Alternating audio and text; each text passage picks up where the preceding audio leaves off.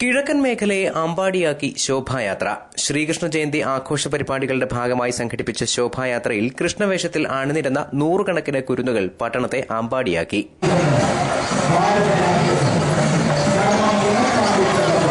ശ്രീകൃഷ്ണ വേഷം ധരിച്ച ബാലന്മാരുടെയും രാധാവേഷം ധരിച്ച ബാലികമാരുടെയും ഒട്ടനവധി നിരവധി അങ്കനമാരുടെയും ചെണ്ടമേളത്തിന്റെയും വാദ്യഘോഷങ്ങളുടെയും അകമ്പടിയോട് അമ്പാടിയാക്കിയുള്ള ബാലഗോകുലത്തിന്റെ നേതൃത്വത്തിലാണ് ശോഭായാത്ര സംഘടിപ്പിച്ചത്. പീലിത്തിരുമുടിയും ഓടക്കുഴലുമായി ഗോപികമാർക്കൊപ്പം ശോഭായാത്രയിൽ അണിനിരന്ന നൂറുകണക്കിന് ഉണ്ണിക്കണ്ണന്മാർ പട്ടണത്തെ ഭക്തിയുടെ കൂടാക്കി. ബാലഗോകുലത്തിന്റെ നേതൃത്വത്തിൽ അഞ്ചലിൽ 2 കേന്ദ്രങ്ങളിൽ നിന്നാണ് ശോഭായാത്ര ആരംഭിച്ചത്.